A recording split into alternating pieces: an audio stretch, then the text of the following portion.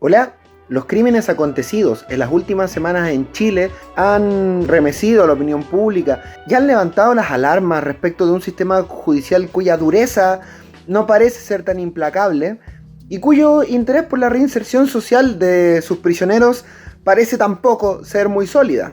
Asimismo, los pocos soldados de la ultraderecha chilena tratan de sacar réditos políticos, ¿cierto?, de todas las situaciones en las que se encuentran, incluso las que involucran dolor ajeno. El Poder Ejecutivo hace de las suyas mientras el foco de atención público está en otro lado. Mientras este turbulento escenario se desarrolla en los tribunales chilenos, salta, o más bien me salta a mí, quizás solamente a mí, la pregunta: ¿quiénes son los responsables por la libertad de los criminales que rondan por nuestras calles? Bueno, sí, ese otro tipo de criminal, no es el punto. ¿O sí?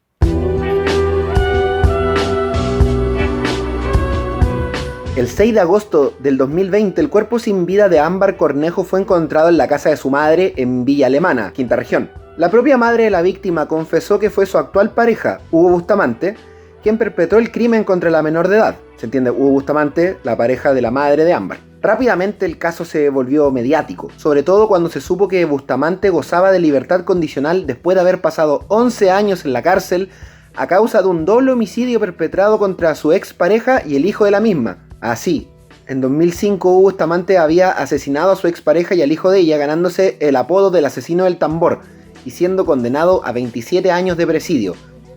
Pero tras cumplir solo 11 años, accedió a la libertad condicional y volvió a la calle. Al estallar el caso de Ámbar, las redes sociales se apoderaron, ¿cierto?, de la situación y buscaron, evidentemente, a los responsables por la libertad de Bustamante. La alta plana de los bots de derecha rápidamente encontraron a quien sería presuntamente la responsable porque este criminal anduviera suelto de nuevo entre nosotros. Y obviamente no podía ser otra que Michelle Bachelet, ¿cierto? Michelle Bachelet supuestamente cursó un indulto presidencial, el cual habría eximido a Hugo Bustamante de cumplir el resto de su condena en presidio. Este fueron los primeros tweets que, ¿cierto?, envalentonó esta moción en contra de la expresidenta. Bueno, obviamente las redes sociales quisieron hacerse con la cabeza de Bachelet y llegaron incluso a pronunciarse acusaciones de esta índole. Cata, un individuo que cometió un acto tan bellaco, tan horrible, está en la calle. Catita, no lo puedo entender, por eso te digo. Claro que tiene que pagar, pero la persona que lo dejó libre se va a lavar las manos, se va para la casa feliz de la vida. Acá tengo un par de datos. Ojo, que lo voy a leer, no es que yo lo diga, por favor, para no tener problemas. Claudia Valladares dice: una jueza comunista a 11 años de los 27 que debía cumplir fue la que los liberó. Tía Pati Tujibi dice: lo soltaron por conflictos de interés.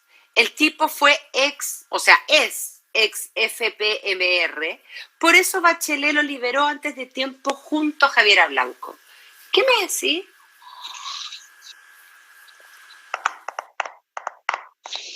Yo creo que el demonio se posesionó de Chile. Es un poco difícil tomarse en serio este video que acabamos de ver por bueno, quién lo protagoniza. Esta tipa Pulido, lo único que ha protagonizado últimamente son videos polémicos, como que se supone que es actriz, ¿no? Bueno, esto no fue más que un patético intento de la ultraderecha tuitera, básicamente, por conseguir algún tipo de rédito a causa de la tragedia de Ámbar.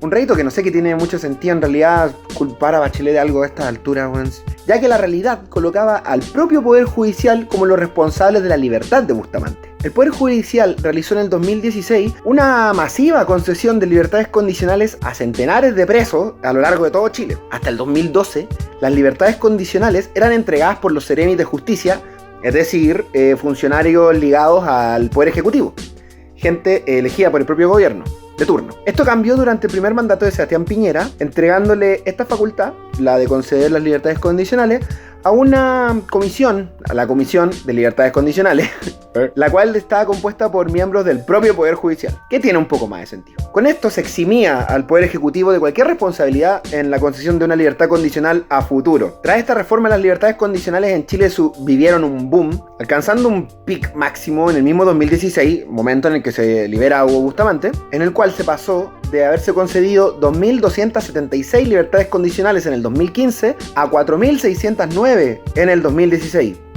En este contexto, la Comisión de Libertad Condicional de la región de Valparaíso, presidida por Silvana Donoso, entregó en abril del 2016 788 beneficios de libertad condicional. Entre ellos se encontraba, evidentemente, Hugo Bustamante. Ciertamente yo maté 2 personas, 2 seres humanos, eso yo lo reconozco.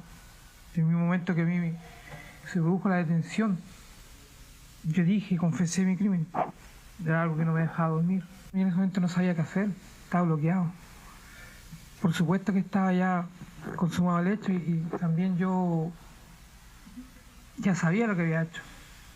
Es fuerte lo que yo siento, yo mismo me cuestiono si yo miro desde afuera de mi caso y miro otro sujeto que mató 2 personas, es para colgarlo, si es verdad. Yo también encuentro que tienen que hacer justicia con mi persona. Yo no estoy tratando de que me perdonen o que no me den lo que merezco, aunque el cargo de conciencia yo creo que es lo que la persona de por vida va a hallar. Esa es la verdadera condena. Estas palabras generan un escalofríos cuando las contrastamos con las palabras entregadas por el propio Bustamante a un año de haber realizado el doble homicidio por el cual se le condenó. Palabras que fueron entregadas al gran programa Mea Culpa y en una entrevista realizada por Carlos Pinto. Oye, mi papá actúa en Mea Culpa. Ahí busquen, les voy a dejar el link en la descripción. Si tú quedaras en libertad podrías volver a cometer el mismo delito, ¿no? Lo he pensado. También me he cuestionado, también lo he analizado. Y a ciencia cierta no tengo la respuesta. No podía decirle no, es imposible que volviera yo a vivir una situación tan parecida. Ni tampoco porque, de hecho, pienso que no. Pero también digo, bueno, si en un momento determinado exploté de esta manera, frente a ciertos tipos de situaciones explotaré nuevamente. Y eso sí que es angustiante. Eso sí que es angustiante. Esta escalofriante confesión se suma también al hecho de que en el 2016, mientras se procesaba la libertad condicional solicitada por Bustamante, Gendarmería realizó un documento donde se advertía de la falta de herramientas emocionales que permitirían la reinserción de Bustamante. Además, la ley dictaminaba que para acceder al beneficio de la libertad condicional, el postulante debería haber cumplido al menos la mitad de su condena, cosa que al ser la condena de Bustamante de 25 años y él haber solo cumplido 11, evidentemente no se cumplía, pero que a causa del decreto 321, el cual estipula que una persona que cumpla más de 20 años de condena solo necesita haber cumplido 10 para poder acceder al beneficio, es que Bustamante pudo acceder a él. Estas triquiñuelas de la ley que se pisan la cola siempre. Así, bajo el consenso de una variopinta mezcolanza de jueces, Hugo Bustamante obtuvo la libertad a pesar de no haber cumplido ningún requisito, a pesar de haber confesado ante Carlos Pinto que probablemente iba a cometer el crimen de nuevo, y a pesar de haber sido señalado por Gendarmería que el reo necesitaba más revisión, obtuvo de todas formas la libertad condicional. ¿Por qué? ¿Por qué no? Si hay tanto criminal culiado libre, ¿por qué uno más no? En su momento, tanto el gobierno de Bachelet como la oposición de la época, oficialismo en este momento, la derecha de Chile, pusieron en duda la decisión, argumentando la ligereza con la cual este beneficio se concedía. Y no los culpo. 4 años después, Bustamante atacó de nuevo. La brutalidad del caso evidentemente remeció a Chile. El oficialismo trató de adueñarse de una ley que endureció el proceso para obtener las libertades condicionales y así poder, ¿cierto?, sacar un rédito político de nuevo de esta tragedia. Lo curioso es que en el momento en el que se tramitó esta reforma, que la derecha chilena se opuso al proyecto, puesto que no beneficiaba a los reos de Punta Peuco. Que el 2019 se hace una reforma que impide que personas como Hugo Bustamante puedan, a los 10 años, efectivamente postular a la libertad condicional. Con esa legislación no hubiera estado libre Hugo Bustamante y otros tantos más, ¿no? Nosotros votamos en contra del informe de la comisión mixta, precisamente porque había un artículo que nosotros estimábamos que iba más allá incluso de lo establecido en tratados internacionales. Pero lo votaron en contra porque había una normativa que iba a perjudicar a quienes estaban condenados por violaciones a los derechos humanos. ¿Pudieron poner en riesgo este proyecto de ley, esta ley que es hoy día ley, pudo estar en riesgo si es que porque ustedes encontraron que perjudicaba a personas condenadas por violación a los derechos humanos? Sí, lo que pasa, Mónica, es que si no se vota en contra, no tienes la posibilidad de ir al Tribunal Constitucional. Votaron en contra, pero queriendo que se aprobara. Me parece importante que usted explique ese artículo, cuál era el que les parecía mal, el que exigía arrepentimiento a los violadores a los derechos humanos. Sí, exigía una cantidad de requisitos que no recuerdo el detalle, pero exigía cooperación con la investigación y arrepentimiento, esencialmente. ¿Por qué le parece tan malo eso? No me parece malo, Mónica. Me parece que nosotros fuimos más allá incluso de lo establecido en tratados internacionales, en ese momento el Estatuto de Roma. Diputado, para ser preciso, ustedes se oponían a cada una de las exigencias que se hacían específicamente a los condenados a violación a los derechos humanos, como colaborar en la investigación y otras, y el Tribunal Constitucional solo eliminó la parte del arrepentimiento, todo lo otro lo dejó, así que todo lo otro no contravenía ningún tratado. Pero Punta Peuco, ¿qué es esto, Roberto? Me dirás tú. Ya vamos para allá. Incluso Sebastián Piñera, presidente en ejercicio al momento de cometerse el crimen contra Ámbar, condenó el hecho. Y quiero darme la desvergüenza de citar al presidente. Asesinato de Ámbar desgarró el corazón de millones de chilenos. Por ella y por todos, ya endurecimos la ley de libertad condicional que habría evitado el asesinato y avanzamos en mejoras del sistema penitenciario y ejecución de penas. El camino de la justicia. No más impunidad. Me equivoqué en la cita y la estaba leyendo. No quiero ser mal hablado, pero pareciera que las palabras del presidente son tendenciosas, por decirlo menos, puesto que pocos días antes de cometerse el crimen de Ámbar, el mismo gobierno de Sebastián Piñera, en particular, el Poder Ejecutivo, en particular, él cursaría 2 indultos presidenciales para 2 reos de Punta Peuco, es decir, para 2 condenados a la cárcel por crímenes de lesa humanidad, violadores de derechos humanos. Bueno, pero ¿qué es un indulto presidencial? Me dirás tú. Bueno, probablemente no, pero yo te lo voy a contar igual. Sus críticos se refieren al indulto presidencial como un resabio, ¿no?, de la monarquía. Es decir, antiguamente era una suerte de gesto, ¿no?, de buena voluntad en la que el rey trataba de corregir algunos fallos judiciales. Es decir, el rey le daba un perdonazo a alguien que consideraba que no merecía una pena. Bueno, el rey ya no está. Y bajo su sombra se alza la Constitución de 1980, la cual regula a través de la Ley 18.050 que para que un preso pueda acceder a un indulto debe cumplir ciertas cláusulas, tales como por ejemplo que la pena se haya establecido mediante sentencia ejecutoria o de que haya cumplido un tiempo mínimo de pena efectiva que se estipula para la situación. Os debía haberlo dicho al principio, pero este indulto ya no viene evidentemente del monarca, porque ya no existe, sino que es del Poder Ejecutivo, es decir, el propio presidente. La finalidad del indulto, ¿cierto?, es reparar cualquier tipo de error que el Poder Judicial haya podido cometer, ¿no?, y subsanar lo que estos errores hayan realizado como daño colateral. Así, históricamente, los gobiernos del regreso de la democracia han utilizado este recurso cada vez con menor frecuencia. En la descripción del video le hemos dejado links en los cuales se encuentra la lista de las personas que han sido indultadas por Frey, por el siempre polémico Lagos y por Michelle Bachelet. Pero pocos han tenido la osadía de hacer lo que Sebastián Piñera ha realizado en estos momentos, al entregarle el indulto presidencial a prisioneros de Punta Peuco que cumplen tan pocas cláusulas de las citadas anteriormente. El 31 de julio del 2020, el ministro de Justicia en ejercicio, Hernán Larraín, firmó 2 indultos por expreso encargo del presidente Sebastián Piñera, y los beneficiados con estos indultos fueron Raúl Rojas Nieto, miembro del temible Comando Conjunto, y sentenciado a 7 años de presidio mayor como autor de secuestro y desaparición del militante comunista Víctor Vega Riquelme, detenido el 23 de enero de 1976, y Víctor Matín Guzmán, exfuncionario de la Fuerza Aérea, condenado a 5 años y 1 día de presidio por el secuestro de José Luis Baeza y secuestro y torturas a 11 militares del Partido Comunista, que sí los vamos a nombrar todos: Rosa Barrera Pérez, Jacinto Nazal Quirós, Agueda Jara Abaca, Jorge Montes Moraga, que más encima era un ex senador del Partido Comunista, Guillermo Tellier del Valle, Magdalena Contreras Valls, Rosa María Montes, Diana Montes Miranda, María Josefina Miranda Tejias, José Canales Pérez y Guillermina Fresia Cervantes.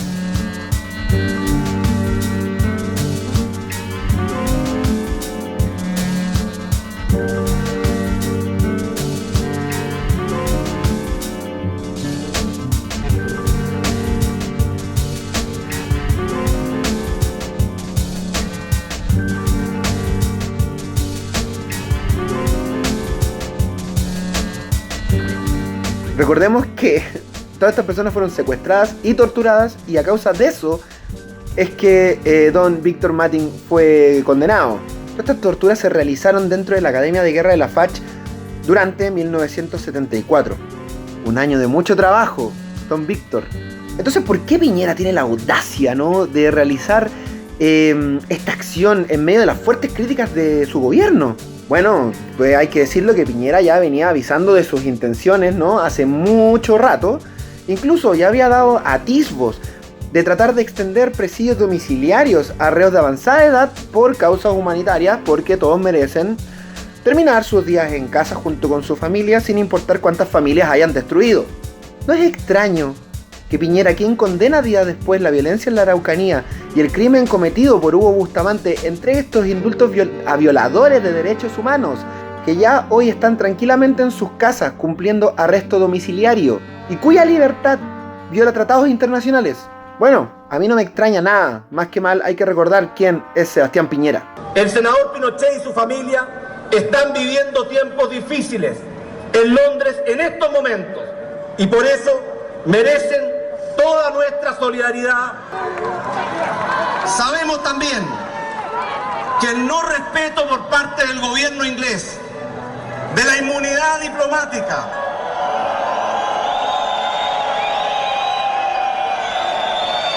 que por el derecho internacional le correspondía a un senador de la República en misión especial de nuestro gobierno, constituye también un grave atentado a lo que es la soberanía y la dignidad de Chile.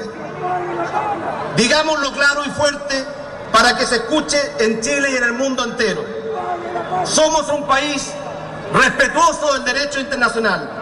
En este video llama particularmente la atención el hecho de que Piñera hable de cómo el gobierno inglés atropella, ¿cierto?, la legislación chilena y viola el derecho internacional, cuando precisamente los indultos que él ha cursado hacen exactamente lo mismo, al violar el tratado internacional llamado el Estatuto de Roma, al cual Chile se suscribió en el año 2009 y que estipula que los reos y prisioneros por crímenes de lesa humanidad deben, para acceder a un beneficio que los exima de su presidio, deben haber cumplido una pena de al menos 25 años u 2/3 de las penas que se les han conferido, y además haber colaborado con la investigación, cosa que ningún reo de Punta Peuco ha hecho, porque son unos conchas de su madre, y que evidentemente ninguno de los indultados por Sebastián Piñera tampoco ha hecho. Es decir, no cumplen ningún requisito. Cabe decir que Sebastián Piñera ya había indultado a un reo de Punta Peuco anteriormente, pero no alcanzó a gozar del beneficio de la libertad condicional, puesto que murió en presidio a causa de una avanzada enfermedad. Qué pena, weón. Tan cerca de la libertad. Este criminal era René Cardemil, condenado por el homicidio de 6 personas en el denominado caso Torres San Borja. Ojo que esto que digo no son conjeturas realizadas por mí o por resentidos de izquierda o por familiares de detenidos desaparecidos. Son personas que han sido condenadas por el Poder Judicial en casos de homicidio, secuestro, desaparición de personas, torturas, por, de nuevo, el Poder Judicial.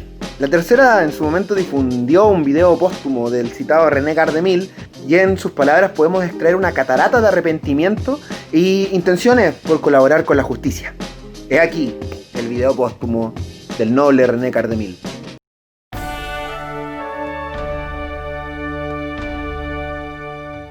Es un saludo para todos aquellos que sufrieron, y no es raro que vayan a seguir sufriendo, porque estos salvajes de López, estos salvajes que se han vengado de nosotros no nos van a ganar. Nunca nos van a ganar. Porque nuestro poder es más grande. Es mucho más grande. Podemos decirle a nuestros hijos, o el contarle a nuestros hijos, decir, hijo, tuviste un padre que tuvo el valor tremendo de ganar un puesto en una batalla que fue tremenda. Con todos estos antecedentes claros, entendiendo lo que es el indulto presidencial, entendiendo que los beneficiados de Punta Peuco no deberían verse, valga la redundancia, beneficiados con este indulto, y obvio también entendiendo el rol que juega la subjetividad de Sebastián Piñera a la hora de otorgar estos permisos, surge una duda que quizá para algunos no está tan clara. ¿Qué mierda es Punta Peuco?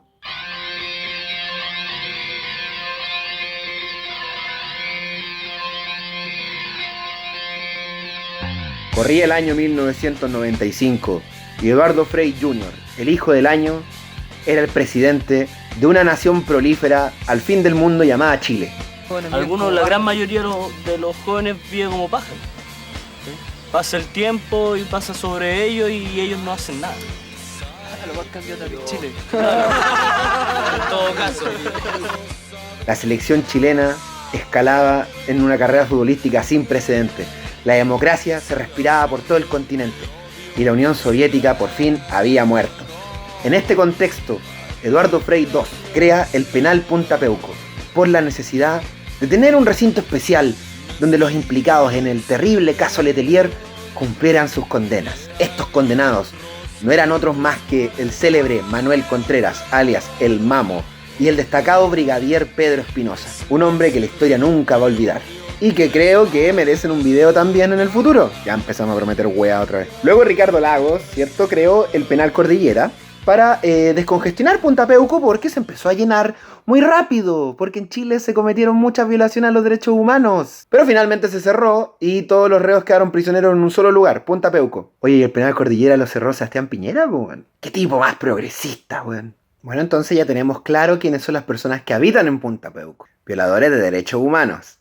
¿Y cómo es el lugar donde viven estas personas?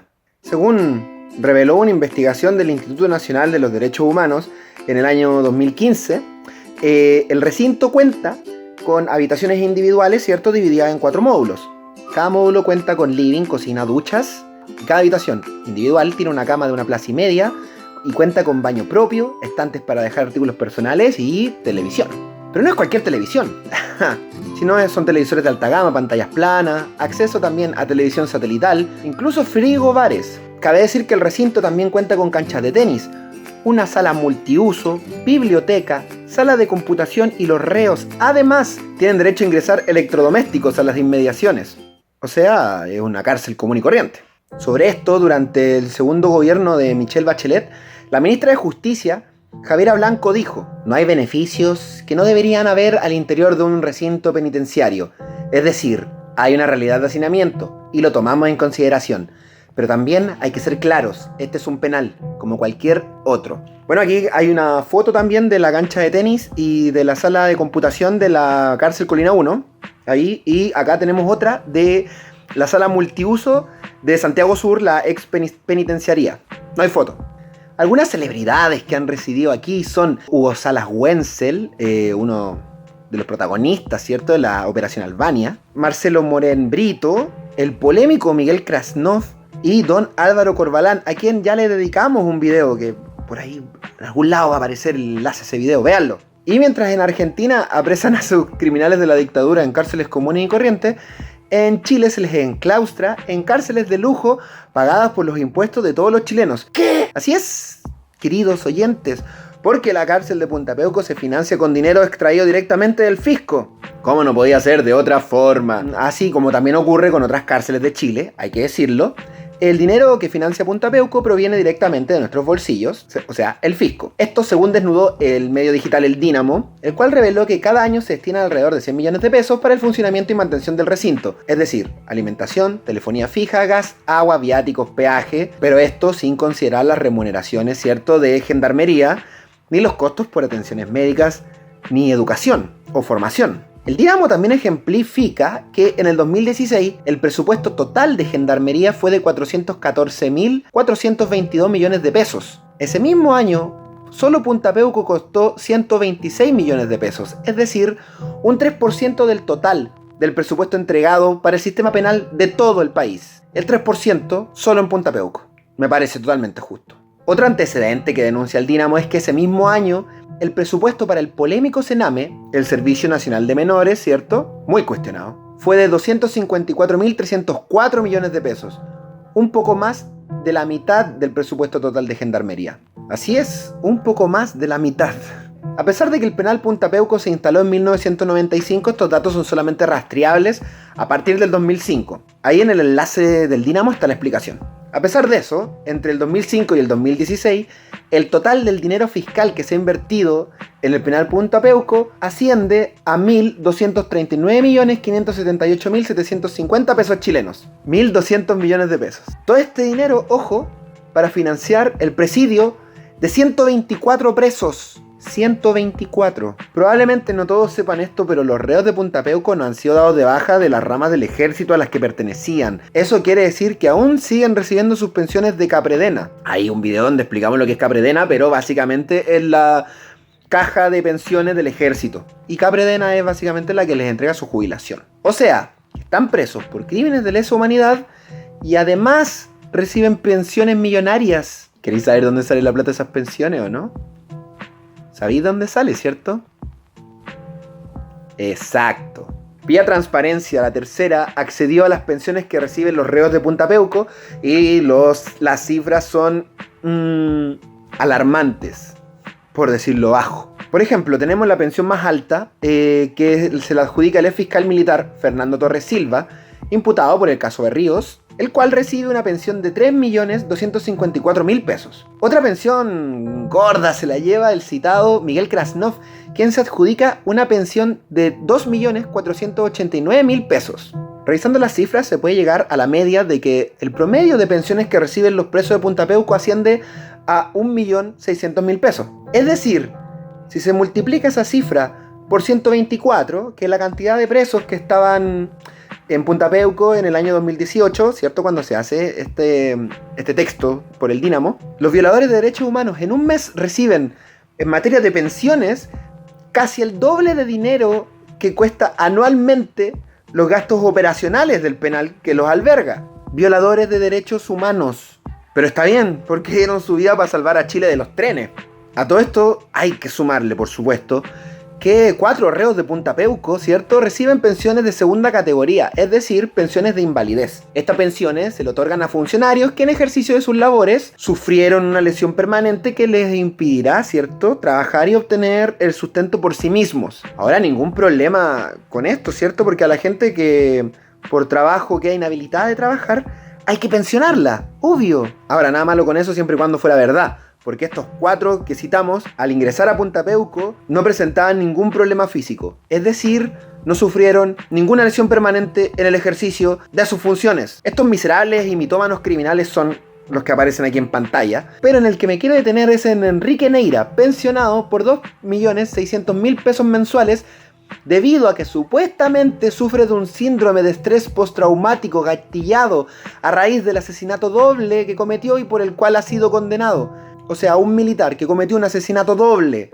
hay que pensionarlo, porque quedó traumado, porque estaba siguiendo órdenes. Porque claro, uno no se puede oponer a las órdenes. Uno no se puede oponer a meterle ratones por la vagina a alguien. Uno no se puede oponer a meterle fierros calientes por el ano a la gente. Y electricidad en los testículos. Uno no se puede oponer a torturar embarazadas. No, uno no se puede oponer a esas cosas. Porque después te genera un síndrome de estrés postraumático. Y hay que pensionarte, pues, weón. Pobre de ti, pues, weón. Conche tu madre. ¿Y qué pasa con los familiares de esos 2 asesinados? ¿Dónde están tus pensiones? ¡Qué horrible, weón! ¿No les parece esto altamente injusto, weón? Sobre todo cuando pensamos que este dinero es también dinero que proviene del fisco. O sea, nosotros tenemos que pagarle sus pensiones a una manga de asesinos que no tienen ni un atisbo de arrepentimiento y que más encima no tienen ningún interés en colaborar con la justicia.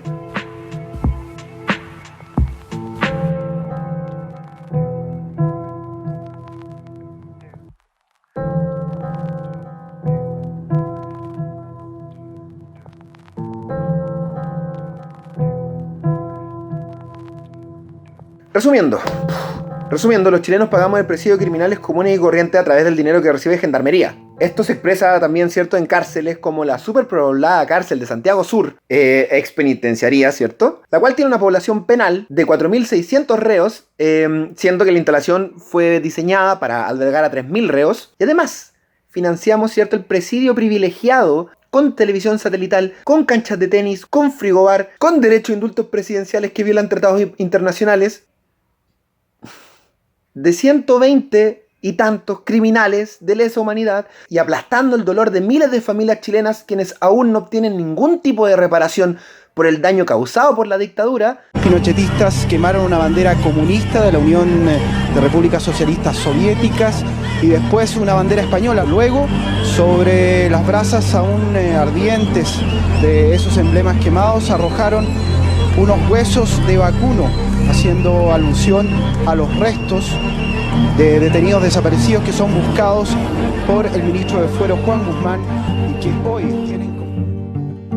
Los indultos entregados por Sebastián Piñera no son los únicos que han beneficiado a criminales de Punta Peuco, ya que otros poderes del Estado también han realizado una artimaña similar, como en el caso del 2018, cuando otros 5 presos de este lugar conocieron la libertad gracias a un fallo de la Corte Suprema. Qué desesperante situación, weón. Pareciera que la mejor forma de vivir en Chile es violando los derechos humanos, weón. Con la pandemia del coronavirus, Sebastián Piñera aprovechó para entregar estos 2 indultos, ¿cierto?, por razones humanitarias, porque el corazón de nuestro presidente es gigantesco. Ahora esto es fruto de un esfuerzo que los reos de Punta Peuco vienen realizando desde hace muchos años, ¿cierto?, puesto que vienen persiguiendo el beneficio desde hace mucho tiempo. Y esto ha mutado a tal punto de que están buscando otras artimañas, ¿cierto?, para poder escapar de la cárcel, esa cárcel horrible en la que se encuentran. Y quiero citar el caso que más me llamó la atención de Jorge Muñoz Pontoni, quien quiere que el gobierno le permita cumplir su condena en un país donde esté legalizada la eutanasia para poder dejar de morir lentamente. Cabe decir que Pontoni fue condenado por un homicidio doble ocurrido el 27 de septiembre de 1973 en el denominado caso de Chilean Autos, en el cual se asesinó a 2 dirigentes sindicales de dicho recinto. Chilean Autos, el nombre. Pontoni ha solicitado el indulto presidencial varias veces, pero nunca se le ha sido concedido. Entonces ahora, en un derroche de creatividad legislativa, ¿cierto?, Pontoni le escribió una carta a Sebastián Piñera solicitando esto que mencionamos antes. Y para clarificarlo, ¿cierto?, voy a proceder a leer un fragmento de este documento, en el cual Pontoni le ruega a Sebastián Piñera que acepte su misiva para poder, cito, reemplazar la pena impuesta por extrañamiento, o sea, exilio, a un país extranjero en el que legalmente esté autorizada la eutanasia, en forma y pueda apoyarme el Ministerio de Justicia, ya que día a día estoy muriendo a pausa y lo que propongo no creará ansiedad política alguna. Seguro que no, pues weón. Corregirían así la sanción penal solicitada y conferida a todos los abogados de su gobierno, evitándome sufrimientos físicos, psíquicos y morales por algo no realizado. Por algo no realizado. Esto es un yo no fui. Y finaliza con una máxima que grafica, ¿cierto?, la voluntad humana de colaborar y restaurar y sobre todo reconocer los pecados personales de cada uno, ¿cierto? Don Pontoni dice: no he matado a nadie, ni ordenado matar a nadie. O sea, la justicia se inventa cosas. O sea, los muertos son inventados.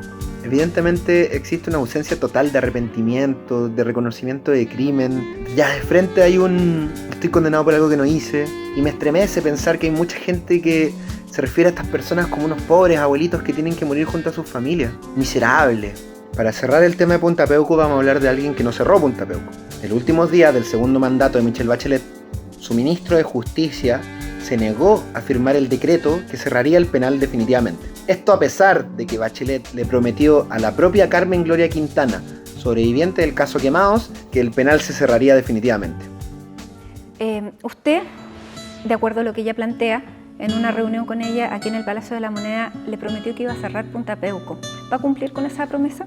Yo voy a cumplir con todas las promesas que he hecho y que esté en mis manos hacer. Pero no, yo soy Bachelet, toma, ahí tení. Gratuidad en la educación dentro de lo posible. ¿Quieres cerrar Punta Peuco? Toma, ahí tení. Haitiano, ley de pesca. ¿Y yo les prometí algo? Toma, ahí tení. Termoeléctrica, caso Cabal, me enteré por la prensa.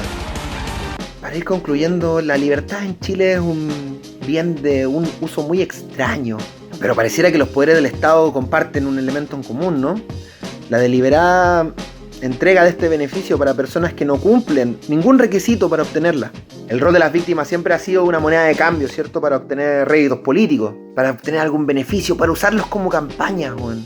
Pero nadie se ha hecho cargo del daño, de los perjuicios materiales, psicológicos sobre todo, weón, emocionales.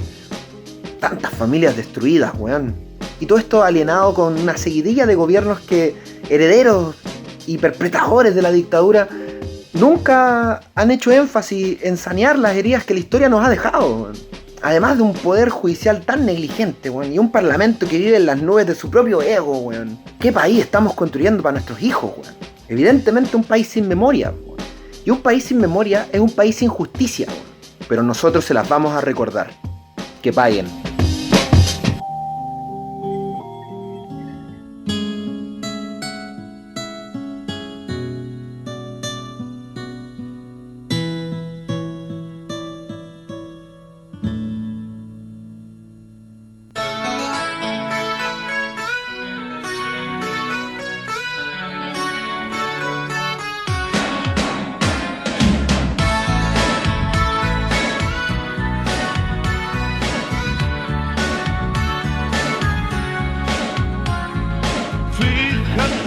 Cuando los veas pasar con lento caminar y una mirada dulce, todo ellos lo dieron ya, años de trabajar pensando en ti.